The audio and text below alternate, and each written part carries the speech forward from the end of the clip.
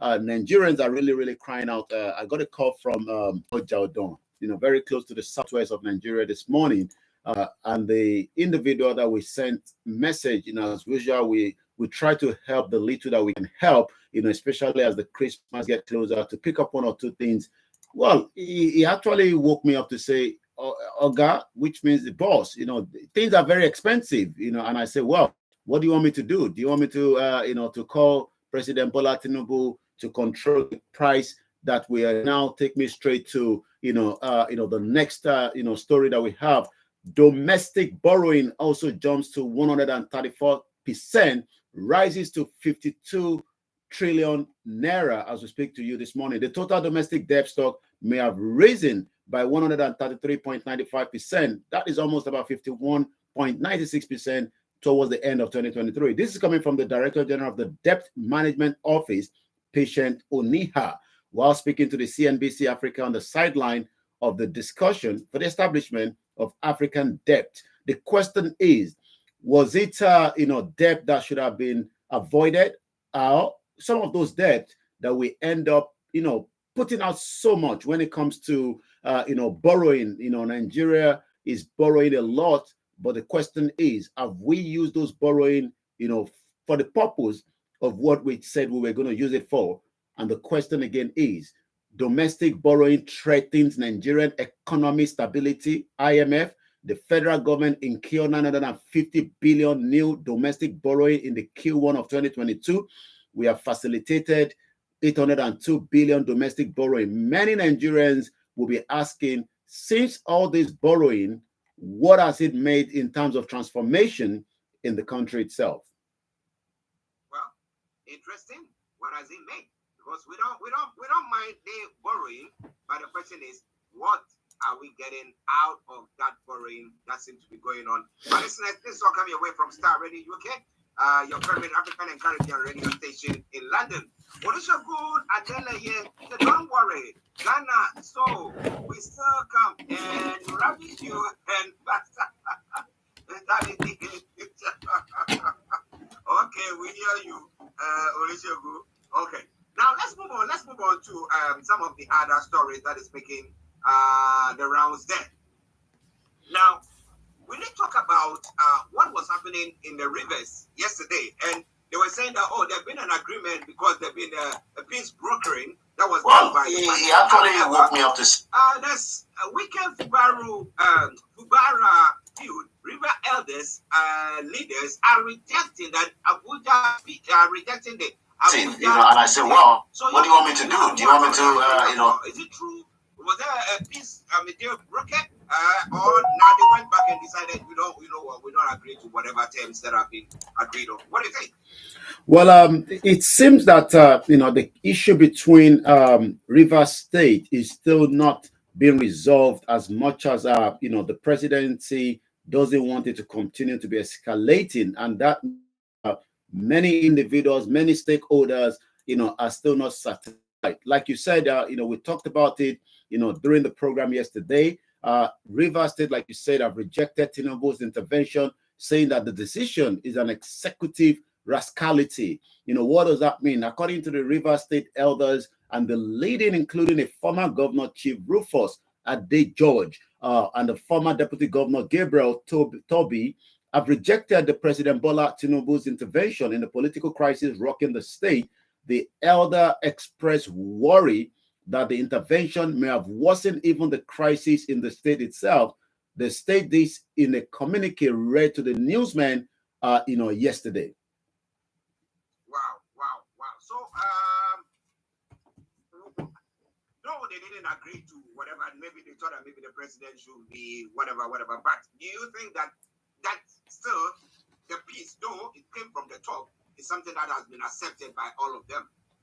Well, Fubara himself spoke, at an event yesterday, in somewhere at a gathering, and like you said, some of what he said, I'm trying to pick on that this morning.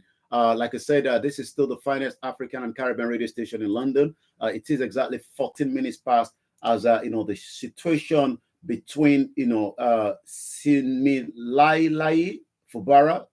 Again, remember that just a month ago, the House of Assembly, was destroyed. We saw that Tinubu met with the governor.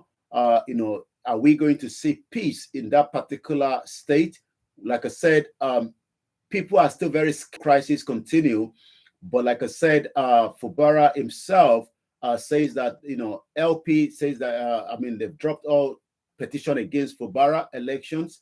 But what is actually the main reason, why are we getting this friction, between, the former governor, Nelson Wike, the current FCT minister, and also the present governor?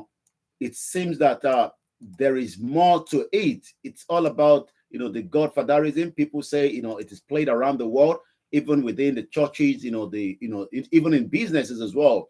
So could we say that as the river leaders, elders are saying that they are not satisfied, could it be that the governor himself is probably maybe satisfied with the outcome? Like I said, I'll be telling you more of this reaction that is still coming from River State this morning. We can't hear Mr. Laimi Koiki. Can you hear me now? Check your sound, let's see. Can you hear me now? Oh, sorry. Okay, can you hear me?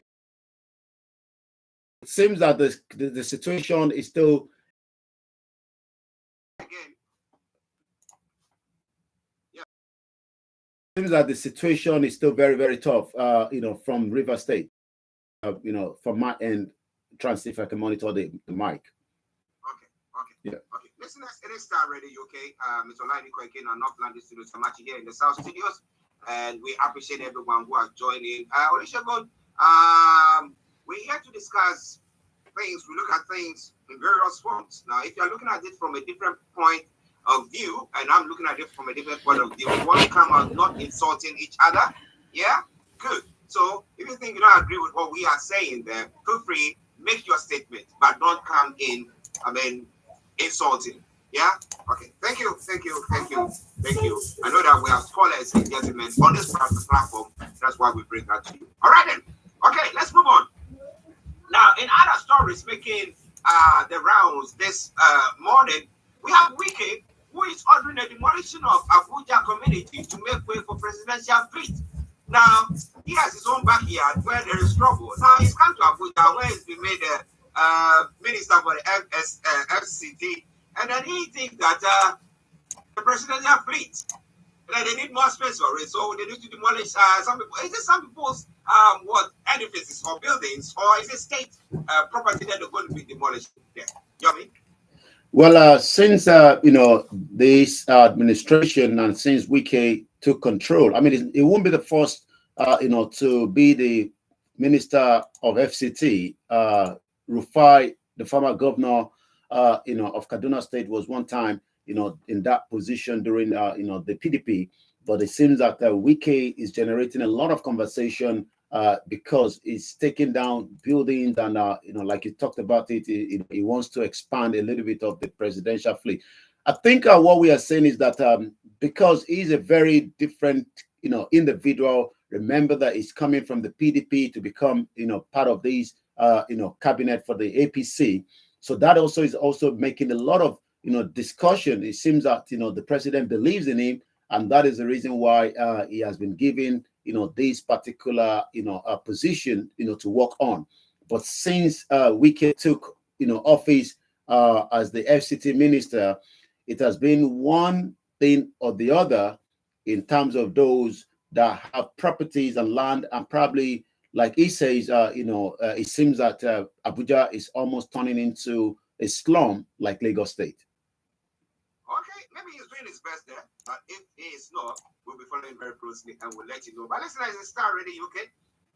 Now let's come to one other story that's breaking out. Eventually, last year, by this time, I think we were having the Naira scarcity issue that was going on. Well, after Buhari left office, Emefiele arrested, and there are all sorts that is going on. He's still on bail. However, there is Naira scarcity. Now, I did ask the question, did Buhari take the Naira away? The answer is no, he didn't. Now, who is holding the Naira? What exactly is happening? Well, election is concluded. What Buhari, told us, the former president, was that the reason why there will be changes in the naira as at the time was because of the insecurity in the country, and likewise because many politicians have hoard these, money, and they were going to be using it for the purpose of, vote buying. But Buhari has gone. Emefiele is still trying to get his feet between, the current administration. Then who should we hold responsible right now? We have the new CBN governor, Cardoso. We have the finance minister, Wale Edun. But as I speak to you, we've been talking about this in the last couple of days up to last week. I remember, we spoke to Bishop Additional. As at yesterday, one of our reporters on the ground, because we've actually sent them out to get the feels of Nigerians when it comes to the economy. Well, one says that as much as she was asked if she can take bank transfer, she said, "Well, when I go to the farm to buy my produce, nobody takes bank transfer." That is a problem there. We're talking about the local market now, where traders have to go somewhere. Let's give an example. If I have to go to Spitalfield Market this morning and I'm a fruit seller in one of the local, market around UK, going to the Spitalfield Market, I'll be able to do transfer from my bank to the buyer and buy in bulk and then sell it. And then I can also take, cashless policy. But what we are seeing right now is that the naira scarcity is now back in Nigeria. Could it be because of the holiday, or could it be because we don't have enough? Nigerians have now taken to various social media platforms to decry the rising level of the scarcity of the naira. The naira scarcity comes approximately 12 months after Nigerians went through the similar ordeal in 2022. Recall that following the naira redesign policy implemented by the CBN between December 2022 and February 2023, there was a cash shortage ensued until the Supreme Court extended the deadline to the end of this month, which is just about a few more days. But however, this extension has now been revoked at the request of the federal government of President Bola Tinubu. But as the Christmas and the New Year festival approach, Nigerians are once more encountering the same problem that we encountered, last year. Well, they are encountering that. Do we blame Emefiele? Do we think that Emefiele did better? But whatever it is, it is Star Radio UK. It is your favorite African and Caribbean radio station in London. It's already working on North London studios. I'm actually here in the South studios, and we're bringing you all that you need to know when it comes to Nigeria this morning.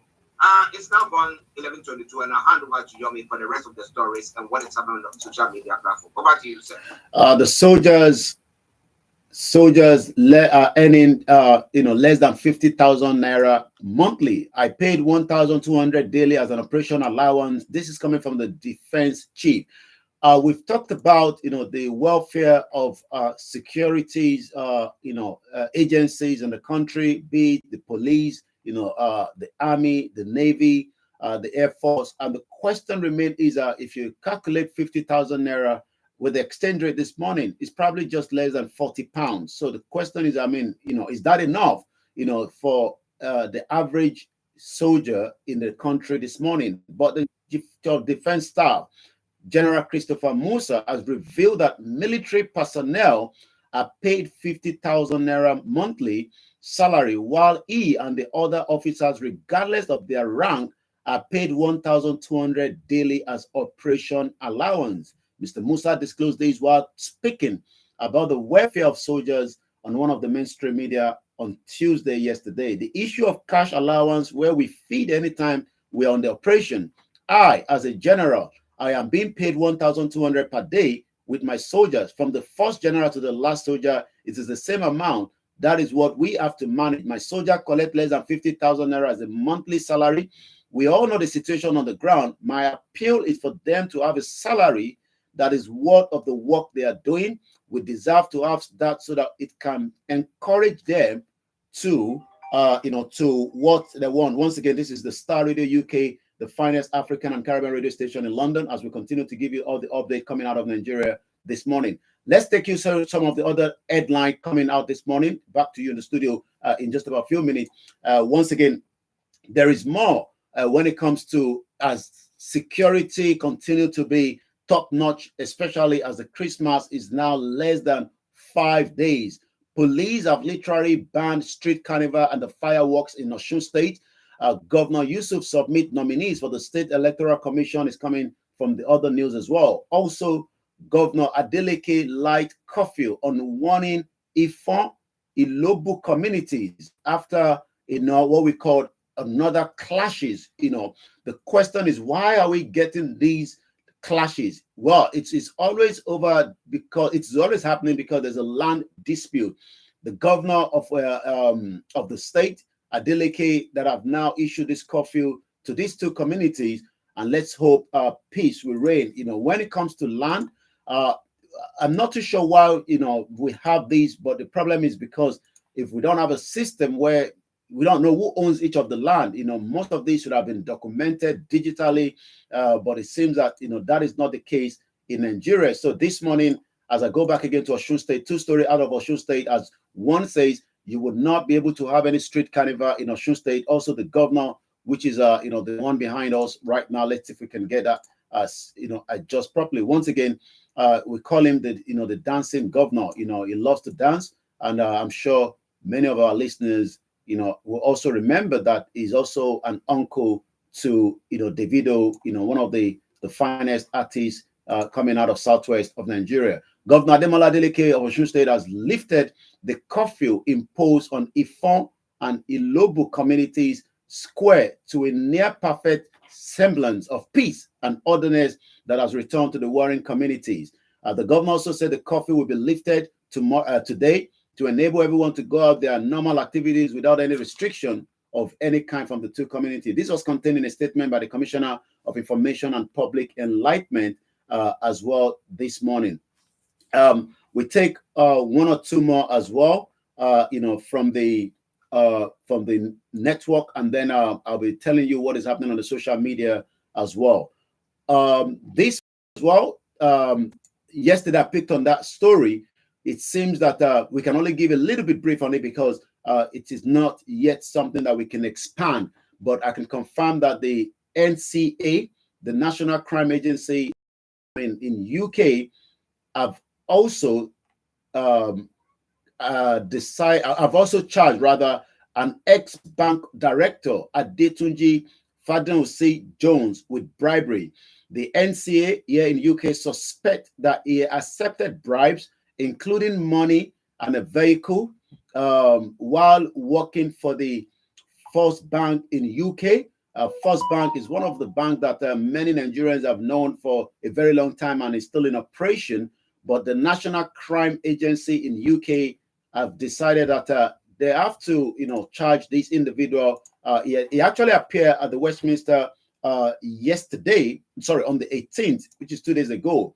But like I said, the story is just coming out. Remember that we still have, the Zany will not be returning back until November 2025. The question then is, why would this individual be charged? He has been charged because the National Crime Agency investigation in UK believe that Adetunji Fadenose Jones, 45 years old of Hertfordshire, led the bank's relation with a prominent businessman in the Nigerian oil and gas and petroleum industry, who is also subject to the NCA investigation. Fadenose appeared, like I said, December 18 at the Westminster Magistrate Court for his initial hearing. The NCA suspect that he accepted bribes, including money, vehicle, while he was working for the FBI in the United Kingdom. At 11:29, because of the time, I'm going to take you straight to Kaduna State again. Kaduna Polytechnic College of Education lecturer receiving absolute mutilated salaries. That is also coming from the news as well. Also, there was a statement that came out also from the leader of the Yoruba Self-Determination Group, Professor Adebanji Akintoye. See if we can pick on that before we go straight to the social media this morning. It's this was in the dailies yesterday at the Nigerians at the dailies in one of the daily newspaper in Nigeria yesterday by Professor Adebanji Akintoye that was read like this. It is an open message, And this is actually to all members of the Yoruba elite.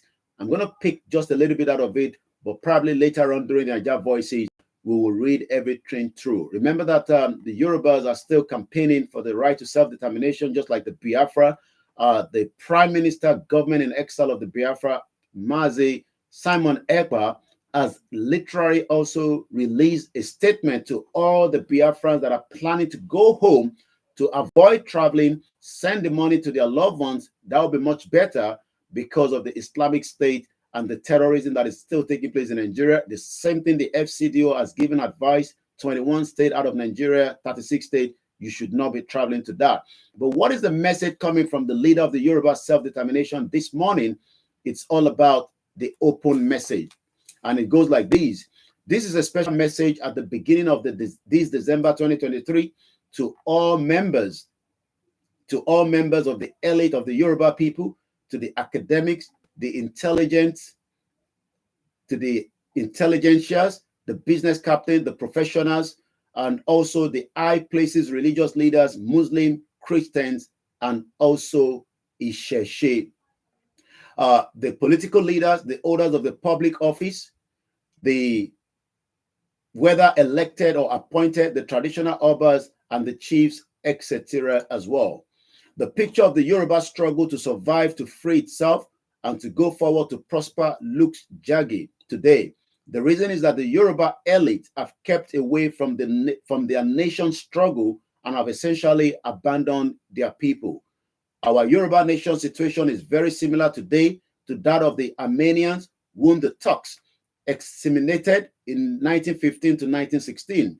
In the largest act of what is known as a genocide on record in the modern history. The killings of the Armenians have started in a small waves since the last years of the 19th century, but the Armenian elite, one of the most civilized Christian people in Europe, had raised no finger to defend their nation. So what we're going to do later on tonight, we're going to expatiate on that, but it seems that just as our professor says there, the Yoruba elite are the reasons why the movement has not literally moved to where it used to be, because many still believe that keeping one Nigeria is in the interest of every single one of us. So we will continue to monitor on that, and I'm going to go straight to what is trending on the social media this morning at 11:42 on the Star Radio UK network. Once again, as we remind ourselves that later on tonight, we will be communicating back at about 1800 hours rather, where we will be talking about Nigeria, self-determination and rest. Morakinyo Akiosun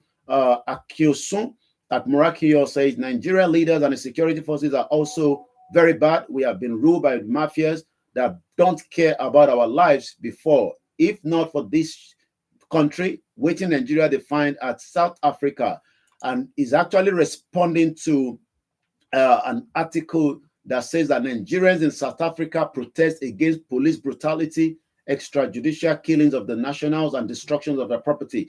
This has been going on for some time now, so there is something that many Nigerians that lives in that axis have complained, quite a lot about. But again, it seems that people are still talking about the River State as Oppressed 99 says. The River State High Court sitting in Isiokpo, presided over by Honorable Justice O. Ben White today, the 20th of December 2023, in a suit number IH230-2023 between Sir Similaye Joseph Fubura and the River State House of Assembly. So it seems there's still tension on that end.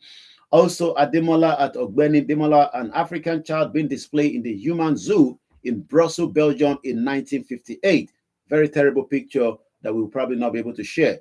Well, let's take one or two more, then I'm going to go straight back to you, Mr. Archie. Once again, many Nigerians are concerned, especially because not just of the insecurity. Remember that we talked about these 14 crew members that were kidnapped on their way back to Abuja from Kogi State after playing a juju musician, still being held there almost now 4 days. We don't know what is the state of things with them, but the last we had was, the terrorist Boko Haram that kidnapped them wanted 10 million naira each for each one of them. So not too sure what the security are doing to get them released and to get them free before Christmas. But let's remember that we still have those kept in that same situation since September that were traveling from Akwa Ibom to Sokoto for the NYSC. That is how far we can go this morning at 11:34. I'll come back to you now in the studio, Mr. Archie. Well, listeners, Mr. Olaimi Koiki, for you are bringing you everything that you need to know. But you know what? Because of time, so we cannot go on. By this evening, exactly at 18 hours GMT, yes, he will be on with the Niger Voices. So make a date with him. Tell me before you go. Yes, tonight we'll be discussing, why the Yoruba elite have not been involved in the struggle to the Yoruba nation that we've been talking about. Is it the right of the elite to keep mute while genocide is perpetrated in the Yoruba land today? That will be the conversation, and I will be talking about Christmas. What is your plan for the Christmas that is just less than 5 days away? Okay, Yummy, let me say thank you very much for that wonderful update. We'll see you later. Yes. Bye for now. Bye-bye. Okay, listen, that has been Mr. Olaimi Koiki. As I did say earlier on, he'll be on the Niger Voices this evening. Exactly. All right, good morning. Well, I'm going to have to come back because, I just have to get the Star Radio out of the way. So we'll probably come back later for more program. Have a very good morning. Bye for now.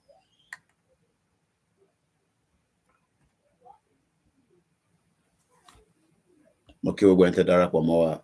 So I'll read later. Bye for now.